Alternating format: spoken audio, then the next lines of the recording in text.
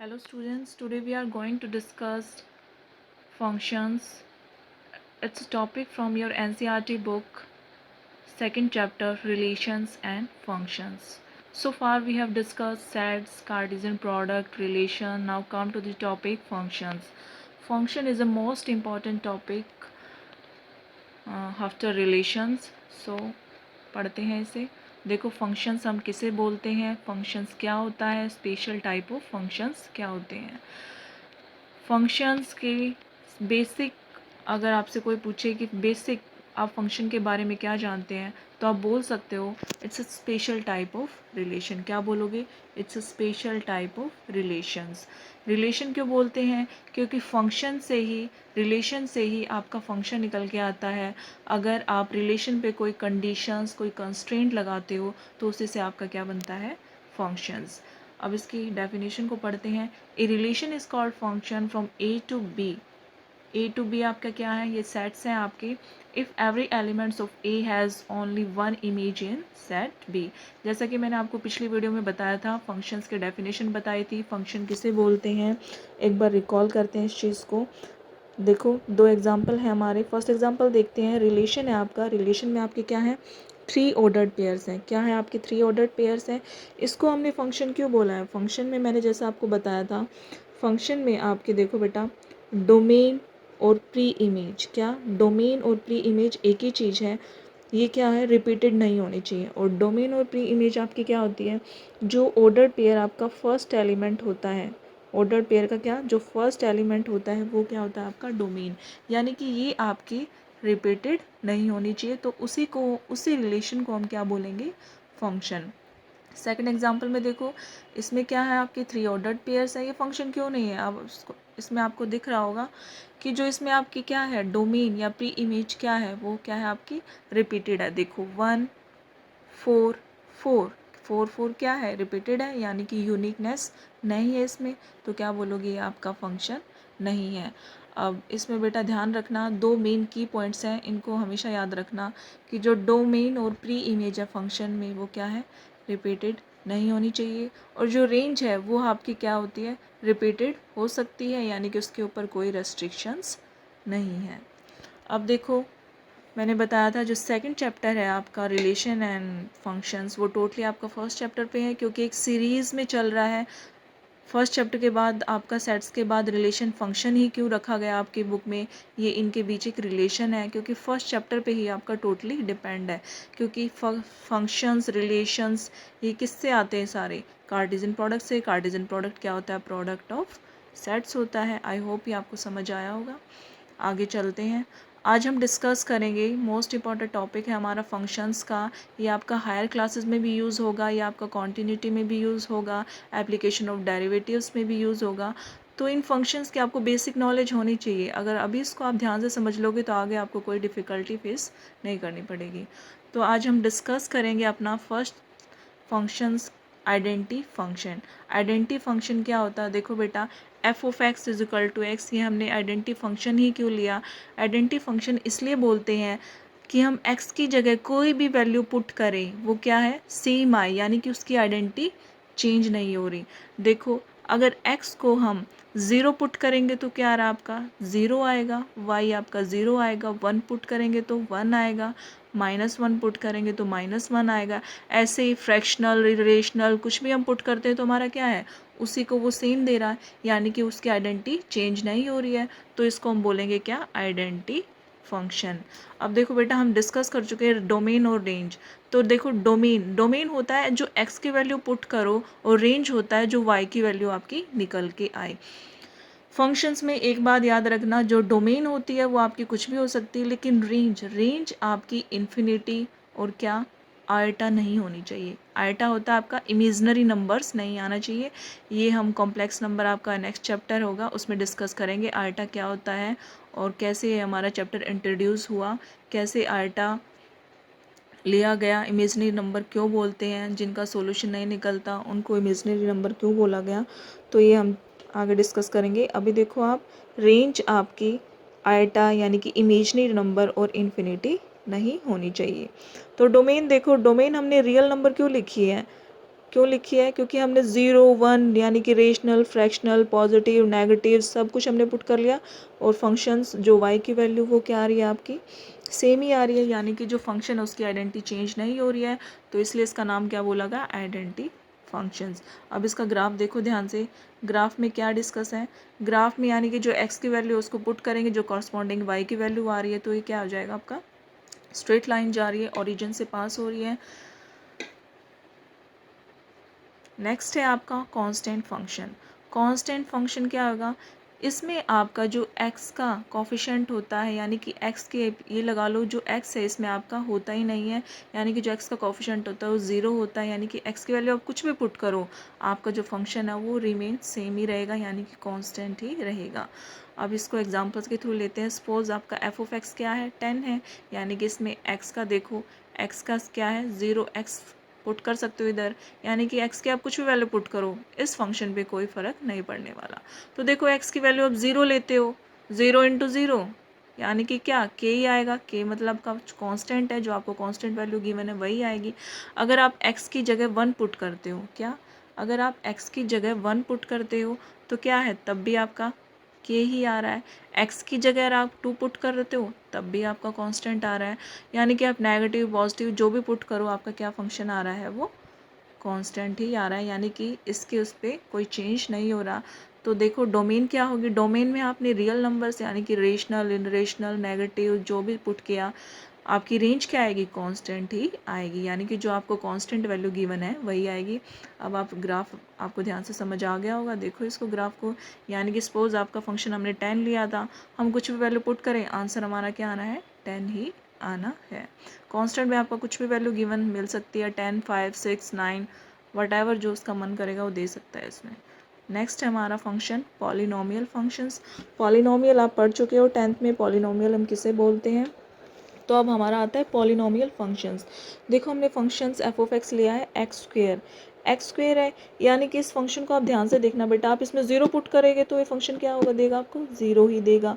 1 put करोगे 1, negative put करोगे लेकिन वैल्यू आपकी क्या आएगी? पॉजिटिव। क्या वैल्यू आएगी? पॉजिटिव। पॉजिटिव आ रही है, -1 पुट किया 1 आया, 2 पुट किया तो वैल्यू क्या आएगी आपकी? 4। तो जो आपकी डोमेन है वो क्या आ जाएगी? रियल नंबर, यानी कि रैशनल, इरेशनल, फ्रैक्शनल जो भी पुट कर रहे हो आपकी वैल्यू किस में आ रही है? इसमें रियल नंबर्स में। और रेंज पे ध्यान देना, रेंज यानी कि आपने नेगेटिव पुट करी वो भी पॉजिटिव आ रही है, रेशनल वगैरह ये पुट करी वो क्या आ रहे हैं आपके? स्क्वायर रूट, स्क्वायर है स्क्वायर हो जाएगा, 1 का 1 ही रहेगा, -1 का 1 स्क्वायर कर दोगे तो 1 आएगा, -2 का स्क्वायर करोगे 4 आएगा, यानी कि आपकी जो रेंज है वो क्या आ रही है?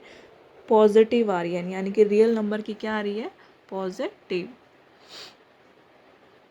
समझ आया होगा पॉलिनोमियल फंक्शंस क्या होते हैं। देखो पॉलिनोमियल की जो जर्नल फॉर्म होती है वो होती है आपकी क्या? 10th क्लास में आप पढ़ चुके हो। पॉलिनोमियल आपका क्या है? y equal to F of X Y X ये सेम है, आप किसी भी इससे डिनोट कर सकते हो। देखो a0 plus a1x a2x square plus on up to an x की पावर n, यानी कि x की आपकी जो पावर है वो कितनी भी हो सकती है पॉलिनोमियल फंक्शन में। जैसे हमने 2 एग्जांपल से आपका डिस्कस किया है, एक तो एक्स स्क्वेयर से, अब हम एक्स क्यूब से करते हैं। एक्स क्यूब में देखो बेटा आपका क्या है, अगर आप x की वैल्यू 0, 1, -1, 2, -2 ये पुट करते तो आपका आंसर क्या आ रहा है? y इक्वल टू 0, 1, -1, यानी कि क्यूब में क्या होता है? जो माइनस है वो माइनस ही रहेगा, यानी कि नेगेटिव नेगेटिव वैल्यू आएगी। तो जो डोमेन और रेंज है वो आपकी क्या हो जाएंगी?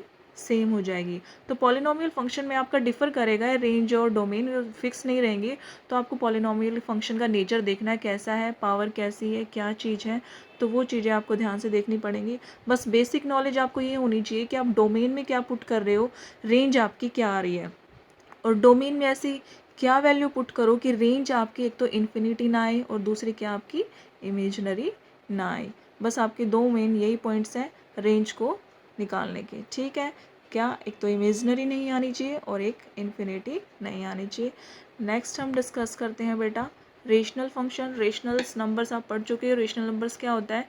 p/q की फॉर्म में होता है, और जो q होता है वो आपका नॉट इक्वल टू 0, यानी कि जो डिनोमिनेटर होता है वो आपका 0 के इक्वल नहीं होना चाहिए। अब ऐसे ही हमारा क्या है? रेशनल फंक्शंस हैं, यानी कि function F of x 1/x। तो स्टार्टिंग में मैंने आपको बताया था कि जो आपकी रेंज है वो क्या होनी चाहिए? इन्फिनिटी और क्या इमेजनरी नहीं होनी चाहिए। अब देखो अगर आप 1/x है, अगर x को आप क्या पुट कर देते हो, अगर x को आप 0 पुट कर देते हो, सपोज आपने x को 0 पुट कर दिया 1/0, ये आपको पता है कि 1/0 क्या होता है इन्फिनिटी, यानी कि 0 हम इसमें पुट कर ही नहीं सकते। तो 0 को हमने क्या करना पड़ेगा, एक्सक्लूड करना पड़ेगा इस फंक्शन में से, ताकि हमारी जो रेंज है वो क्या है, इमेजनरी और इन्फिनिटी ना आए। तो देखो डोमेन क्या है, डोमेन है यानी कि डोमेन रियल नंबर्स है, रियल नंबर आप कुछ भी पुट कर दो, लेकिन आपको क्या एक्सक्लूड करना है, 0, क्योंकि 0 पुट करने से सीधा का सीधा आपकी रेंज क्या आ रही है, वो क्या रेंज आ रही है आपकी, नॉट डिफाइन या इन्फिनिटी बोल सकते हो, और इमेजनरी। तो समझ आया आपको, हमने डोमेन और रेंज में 0 को माइनस करके क्यों लिखा है, ये रीज़न भी है आपका, p/q फॉर्म में होता है, q आपका नॉट इक्वल टू 0, तो इसलिए हमने डोमेन और रेंज में से क्या है, 0 को एक्सक्लूड कर दिया है। नेक्स्ट फंक्शन है आपका मॉडुलस फंक्शन। मॉडुलस फंक्शन अभी आपको यही पता होगा, मॉडुलस फंक्शन की सभी बच्चों को यही नॉलेज है कि मॉडुलस फंक्शन में हम नेगेटिव वैल्यू रखें तो पॉजिटिव बाहर निकालता है। लेकिन बेटा मॉडुलस फंक्शन का कुछ और भी मीनिंग होता है। मॉडुलस फंक्शन आपका दो चीज़ों में ब्रेक होता है, वो ब्रेक होता है आपकी x की वैल्यू में। किस में, x की वैल्यू में, एक पॉजिटिव x और एक नेगेटिव x। पॉजिटिव x कब होगा, जब आप x की वैल्यू 0 से बड़ी रखते हो, 0 या 0 से बड़ी रखते हो, तो आपका क्या हो जाएगा, वो पॉजिटिव x आएगा। नेगेटिव x कब होगा, जब x की वैल्यू आप 0 से छोटी रखते हो, नेगेटिव रखते हो, -2 -3 ऐसे आप नेगेटिव की तरफ जाते हो, तो x की आपकी क्या आएगी, नेगेटिव है। देखो दोनों को हम एग्जाम्पल के थ्रू बताते हैं आपको। y is equal to X, Y अगर आपका x क्या है, पॉजिटिव है, क्या है आपका पॉजिटिव लिया है, यानी कि x से बड़ी वैल्यू x 0 भी हो सकता है। तो देखो 0 लिया 0 आएगा, 1 लिया 1 आएगा, 2 लिया 2 आएगा, 3 आपका 3, यानी कि y is equal to X है। बस क्या डिफरेंस है, जो पॉजिटिव वैल्यूज़ है वही पुट करनी है, और y is equal to -x में क्या है, आपको नेगेटिव वैल्यू पुट करनी है, तो आपका वो नेगेटिव ही आ रहा है, नेगेटिव आ रहा है, लेकिन आपको क्या वैल्यू निकाल के दे रहा है, वो पॉजिटिव वैल्यू 1 2 3। ये बेसिक चीज़ें हैं, आपको थोड़ा ध्यान से समझनी है, ये आपके आगे यूज़ होगा, कॉन्टिन्यूटी में आपका बहुत यूज़ होगा, ये 12th में भी आपका ये काफ़ी यूज़ होने वाला है, तो इसको थोड़ा ध्यान से समझो बेटा। ये आपका मॉडुलस फंक्शन का ग्राफ है। ग्राफ देखो, अगर आप नेगेटिव वैल्यू पुट कर रहे हो नेगेटिव आ रहा है, पॉजिटिव वैल्यू पुट कर रहे हो तो आपका पॉजिटिव आ रहा है। डोमेन और रेंज मैं आपको बता चुकी हूँ, रेंज आपकी इमेजनरी और क्या नहीं होनी चाहिए, इन्फिनिटी नहीं होनी चाहिए। तो देखो डोमेन में आपने क्या वैल्यू पुट करी थी, डोमेन में आपने वैल्यू पुट करी थी 0 1 2 3 -1 -2 -3, तो आपकी क्या आ जाएंगी, डोमेन में आपकी रियल नंबर्स है। रियल नंबर्स का मीनिंग सबको पता होगा, सारी वैल्यू आती है, नेगेटिव पॉजिटिव रेशनल इरेशनल्स, ठीक है।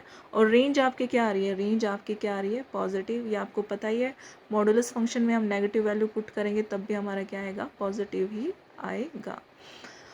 नेक्स्ट है आपका सिग्नम फंक्शन, ये आपका मोस्ट इंपॉर्टेंट फंक्शंस है। ये आपका देखो सिग्नम फंक्शन हम किसे बोलते हैं, सिग्नम फंक्शन में बेटा आपकी एक चीज़ पहले ही फिक्स कर दी है। क्या फिक्स कर दी गई है इसमें, जो रेंज यानी कि जो y की वैल्यू आती है वो आपकी फिक्स कर दी है।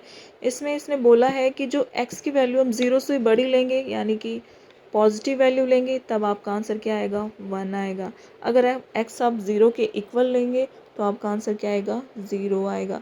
अगर आप -1 लेंगे तो आपका आंसर क्या आएगा, सॉरी, अगर आप x की वैल्यू 0 से नेगेटिव की तरफ यानी कि 0 से छोटी लेते हैं तो आपका आंसर क्या आएगा, -1। अब देखो ग्राफ के थ्रू उसमें क्या है, अगर आप x से यानी कि x की 0 से बड़ी वैल्यू यानी कि 1 2 3 4 5 कुछ भी वैल्यू ले लो आप ऊपर की तरफ, आपका आंसर क्या आएगा, y इज इक्वल टू 1, यानी कि रेंज आपकी फिक्स हो चुकी है। अगर आप 0 लेते हो तो यानी कि क्या हो जाएगा, ओरिजिन पे ही ये लाइन रहेगी। तीसरा आपका क्या है, x से छोटी वैल्यू यानी कि नेगेटिव की तरफ जा रहे हो, -1 -2 यानी कि नीचे की तरफ जा रहे हो, तो आपकी वैल्यू क्या आएगी, range y is equal to -1। देखो अब इसमें क्या है आपका, डोमेन आपकी क्या है, डोमेन में रियल नंबर से कुछ भी ले लो आपका, लेकिन आपकी रेंज बेटा क्या है, फिक्स है। एक बात याद रखना बेटा, हमने ब्रैकेट क्यों लगाया है, क्योंकि ये हमारा क्या है, सेट्स है, 1 0 -1 क्या है, ये फिक्स है, रेंज हमारी ये सेट बना रही है, तो हम क्लोज्ड या ओपन ब्रैकेट यहाँ पे यूज़ नहीं करेंगे। हम कौन सी ब्रैकेट यूज़ कर लेंगे यहाँ पे, कर्ली ब्रैकेट। नेक्स्ट है आपका ग्रेटेस्ट इंटीजर फंक्शन, ये मोस्ट इंपॉर्टेंट फंक्शन है, इसको ध्यान से समझना। काफ़ी बच्चे इसमें गलती करते हैं, ये आपका 12th में काफ़ी यूज़ होगा। कॉन्टिन्यूटी में जैसा मैंने बताया, कैलकुलस में आपका फंक्शन बहुत यूज़ होता है, तो इसको थोड़ा ध्यान से पढ़ना। ग्रेटेस्ट इंटीजर फंक्शन क्या होता है? देखो, ग्रेटेस्ट इंटीजर फंक्शन का आपको सिंबल दिख रहा है, F of X is equal to greatest integer X लिया है। ये हमेशा याद रखना बेटा, ये ग्रेटेस्ट इंटीजर फंक्शन है, लेकिन ये वैल्यू आपको हमेशा लोवेस्ट ही देगा। पहला पॉइंट ये है। दूसरा पॉइंट इसका ये है कि हमेशा जो आपकी जो वैल्यू आएगी, यानी कि जो आपका आंसर आएगा, वो क्या आएगा? इंटीजर फॉर्म में ही आएगा। इंटीजर फॉर्म में ही आएगा, ये आपको डेसिमल फॉर्म में आंसर नहीं देगा। अगर ग्रेटेस्ट इंटीजर फंक्शन के अंदर डेसिमल में वैल्यू है, तो आपकी वैल्यू हमेशा इंटीजर में आएगी, नॉट इन डेसिमल फॉर्म। और पहला पॉइंट क्या बताया था? हमेशा आंसर किस में देगा? लोवेस्ट फॉर्म में ही आंसर देगा। तो देखो बेटा, एक एग्जांपल के थ्रू इसको समझते हैं। सपोज आपका y is equal to greatest integer क्या है? 1.65। क्या है वैल्यू? क्या है आपकी? 1 से थोड़ी सी ज़्यादा है, लेकिन 2 से कम है। 2 से तो कम ही हुई ना। तो मैंने क्या बताया था? हमेशा ये लोवेस्ट वैल्यू ही देगा, और लोवेस्ट वैल्यू किस में देगा? इंटीजर में देगा। तो आपका आंसर क्या आएगा?